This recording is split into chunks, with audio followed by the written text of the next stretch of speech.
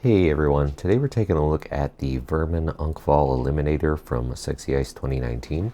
I got their Mantis figure last year and was really impressed with it, and I debated on if I wanted this one or not since the monsters and creatures are a little bit more appealing to me, but I ended up getting it and I'm glad I did. I think it is sold out at most places. I got it at GunDamit. You could sign up for their availability notice there to see if maybe it'll come back in stock at some point. And also while you're there, put bio in the support your favorite reviewer box at the top of the website, and then anything you purchase will help out the channel. Here's a look at the box. It's got some art of the figure there, and it says Eliminator in the background, the Vermin series logo at the bottom, the company logo, and a barcode. On the top here it says Execute, Amend, Erase. Another logo on the side, and this side, and then some info on the back. This is a slipcover. I've already taken the figure out, but it would be encased in some plastic there. Here the figure is out of the package. It's a bit dark, so hopefully we can pick up all those details without making it seem too blown out. It has a really nice imposing silhouette, and it looks pretty good in a neutral stance despite having some amazing Yamaguchi-like articulation. If we get in here and take a closer look at some of the details, there's some paint for the little eye thingies on the side there, and some nice silver paint as well for what appears to be like some skull teeth, and the respirator on the side. Also some nice sculpted detail on that helmet. This side has an antenna.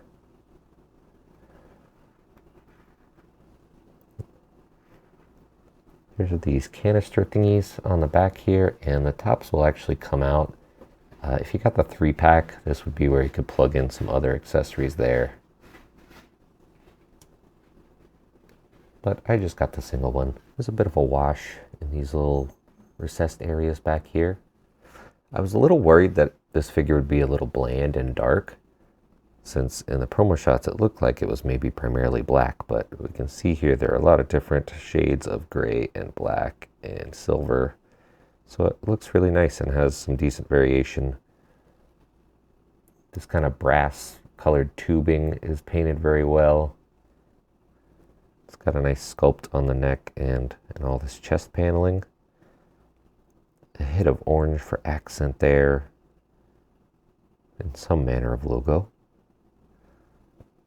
And on this side, there's a little green hit of paint.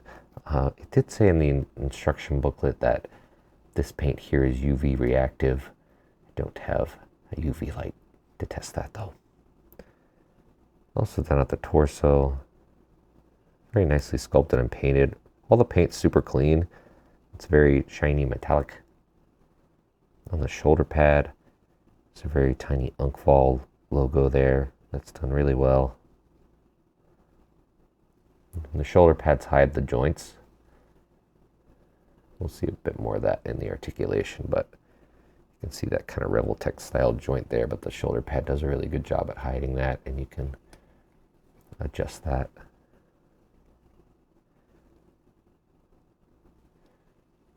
The elbow joints here are silver as well, so they blend in pretty well. They're slightly off from the color of paint surrounding it, but it's close enough that it matches some of the variation in the chest here, and it doesn't look out of place. Same with the joints for the wrists. Some bright silver on the belt there, and some buckles. And he's got some pouches coming around the back and a big pouch on the butt. I like that they painted these tiny details here. And then the back looks really cool. It's got this bright silver spine. It reminds me of the Kaiju number 8 suits.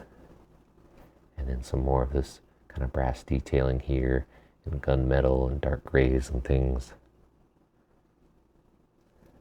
Down at the pants, there's some green for what appears to be like what would be fabric bits underneath the armor.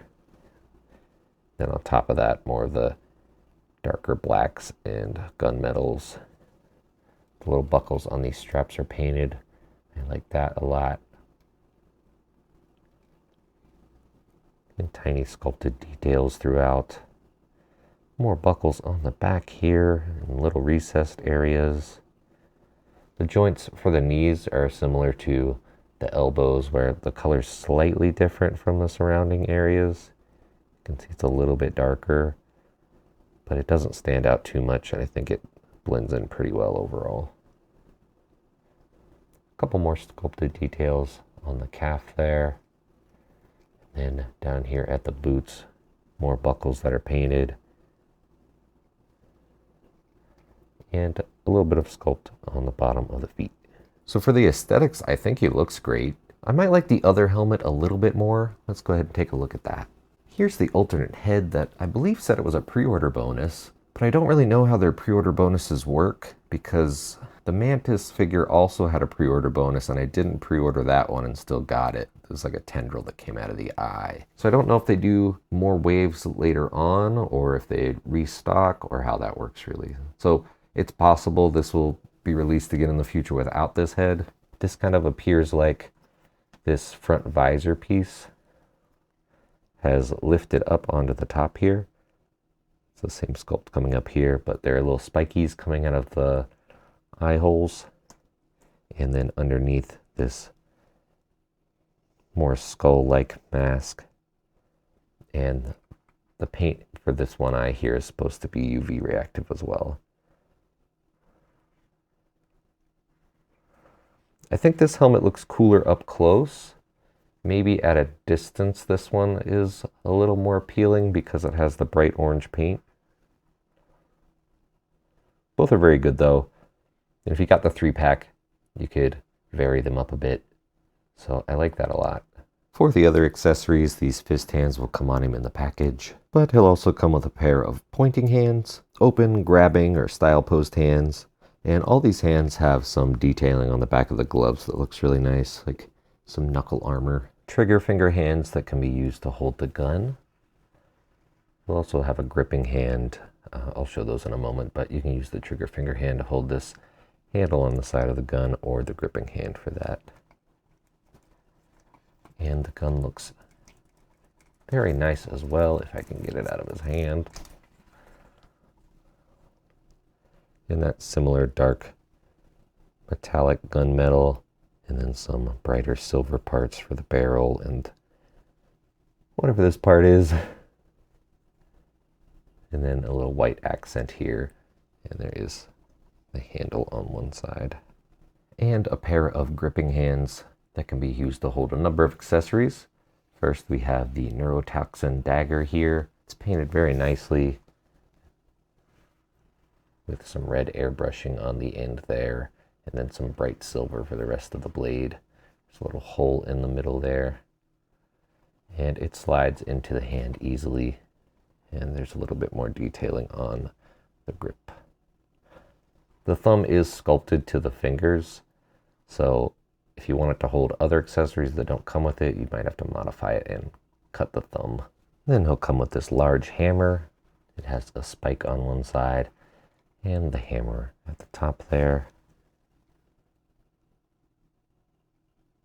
Again, that nice dark gunmetal silver, and then a little bit brighter silver for the head and pointy bit on the back of the hammer there. And then he'll come with this shield that has the EAE logo there and Unkval below it, and a no bugs emblem at the top here. And some spiky bits on the bottom. On the back there's a handle as well as a sculpted wrist strap. It feels like it's sculpted a bit more to sit on the left hand here this way.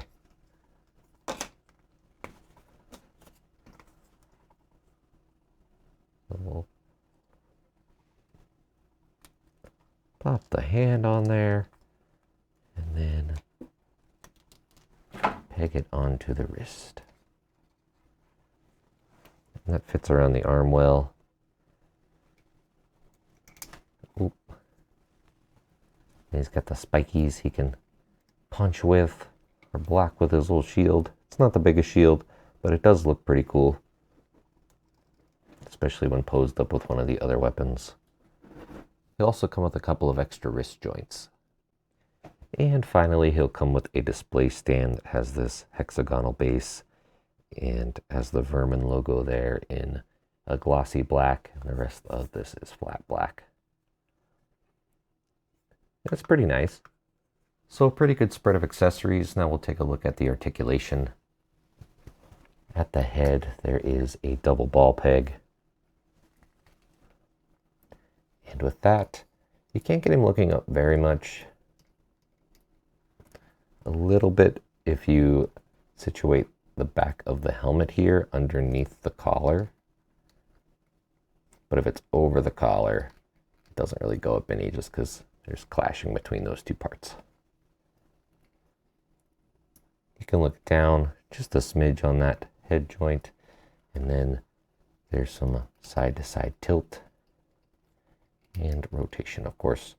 And then at the neck, there's another ball peg, and with that, you can get him looking down a whole lot. And quite a bit of head tilt there. So really just limited looking up. You can kind of finagle it a little, but not the most range looking up. Otherwise, pretty good. Technically these swivel, but that's more so to remove them. These little indents can get misaligned though. At the shoulders, these shoulder pads are on a ball peg, so you can rotate those out of the way and position them how you would like to hide the joint. And then here we have a big ball hinge, similar to a Rebel Tech figure. And with that, we'll scooch the shoulder pad out of the way. You can get the arms raised very far. And then reaching forward.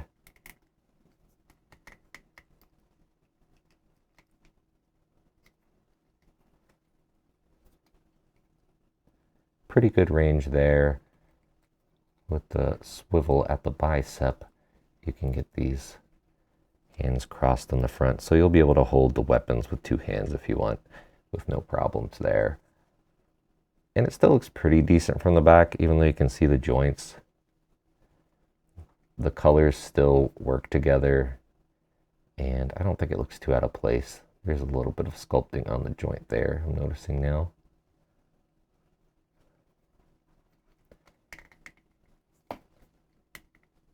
The shoulders were a little stiff out of the package. I'd say the stiffest part though is the bicep swivel. So I've been holding onto the shoulder while I rotate that just so I don't separate this hinge up here. For the elbows, there's a hinge that will go up this much, and then there's a ball joint that will allow the arm to go up even further. It does technically have a bit of a gap if you do that. I don't mind it too much for the extra range, but there you can see that extra ball hinge in there. Or I guess it's just more of a ball-shaped hinge. It's not really a proper ball hinge because it doesn't feel like there's swivel on that. But very good range for how bulky he is. And if you don't want the gapping, you can just go to there, and that's still pretty good range. I don't know where that hand went. We'll find it in a bit. But at the wrist, there's a ball in the wrist here, and then a ball hinge at the hand. I think this is great. A whole lot of range in whatever direction you need. My one complaint with the Mantis figure was that it was just a ball and that the hands were sculpted just to fit on the wrist, so you could really just get swivel out of those. So this is a great improvement. I assume they're going to do this going forward, and I like it a lot. At the diaphragm, I think there's a ball hinge here.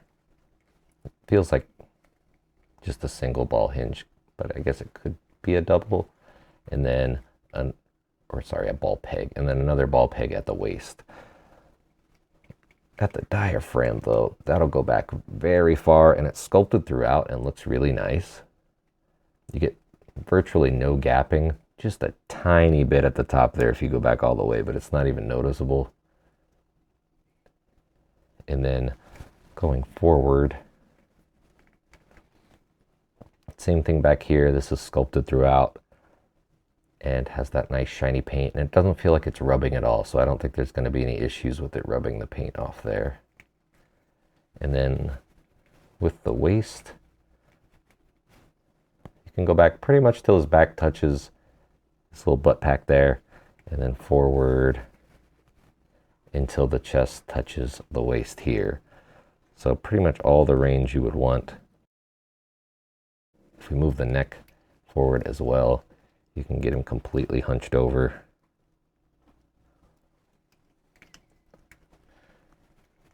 And then side to side tilt and rotation on both those joints, so you can rotate him every which way. So great torso articulation. It's very impressive that it articulates so well and that there's virtually no gapping in any direction. Maybe a little bit here and there, but you really have to look for it. And like there's a little bit, but the belt comes up and hides it very well. So then at the hips, these will go out about this much if you bring them out to the side. I think this is probably like a Amazing Yamaguchi situation where if we bring the leg up, yeah, and then rotate it forward, then it can go out all the way to the side. I know some people don't love that. I don't mind it because I'm used to it with Revoltech figures, but just be aware that that's how that works if you need him to do the splits and aren't quite getting it with just bringing the legs to the side. Kicking forward,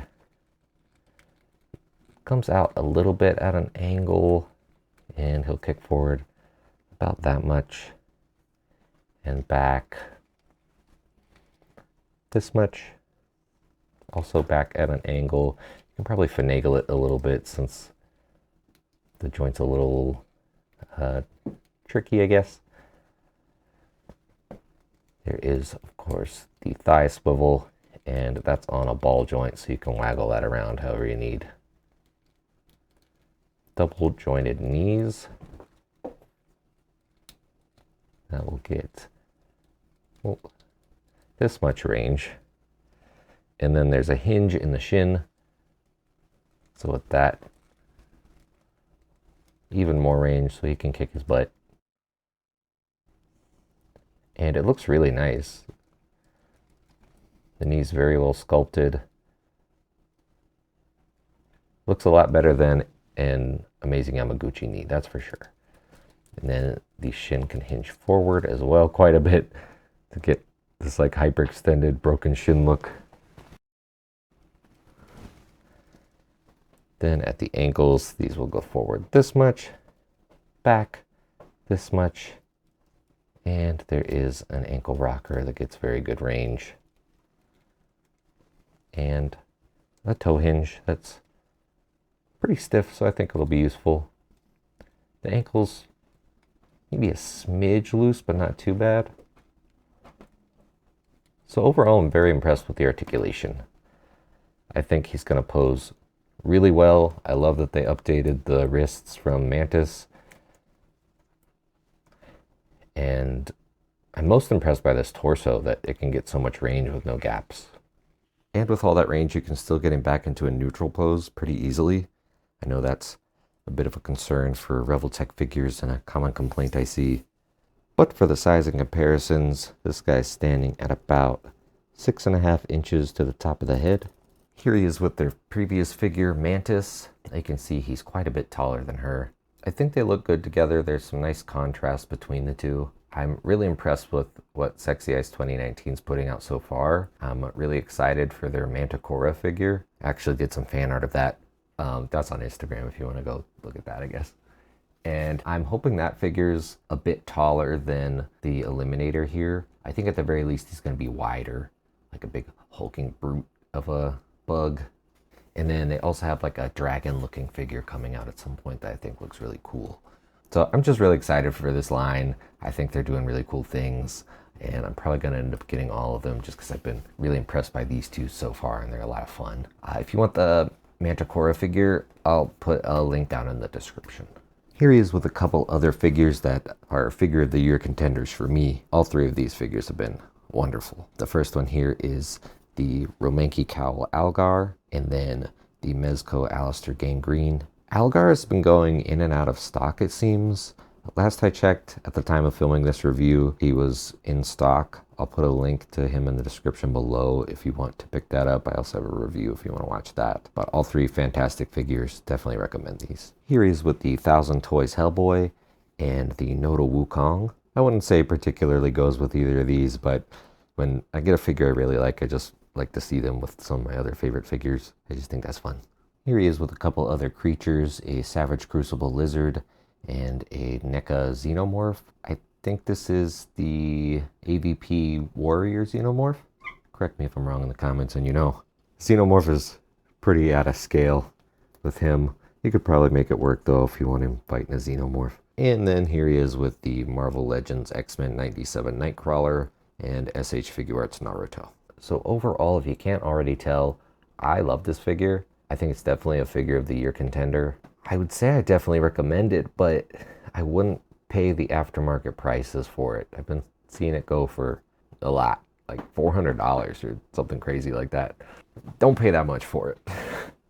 If you can find it at retail or close to retail, then yeah, it's really cool. It's a lot of fun.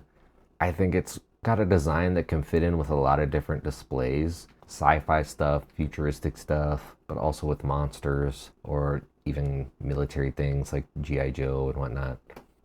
I would say if you missed out on this one and can't find it for a reasonable price, maybe consider getting their next figure, because these first two have been really good. So if you like the design of the Manticora bug figure or any of the other stuff they've got coming up, I'd consider putting in a pre-order for any of those things when they go up, because they seem to be selling out pretty quick. At least once they release, they sell out quick. I think they're getting a lot of buzz in the community. And I think that's really nice for Sexy Eyes 2019 at least. Hopefully that means in the future, perhaps they'll have more quantities of figures and they won't be so difficult to get, but perhaps not. So let me know in the comments if you've got this figure pre-ordered or if you already have it. I think if you get it, you're going to like it a lot. If you missed out, that's okay. You can always get the next one. Thank you for watching. If you enjoyed it, perhaps consider liking the video or subscribing if you haven't already. Leave a comment below because it helps out, even if it's something like a little bug emoji. Remember to be kind to yourself and others. I hope you have a great day, and I'll see you next time.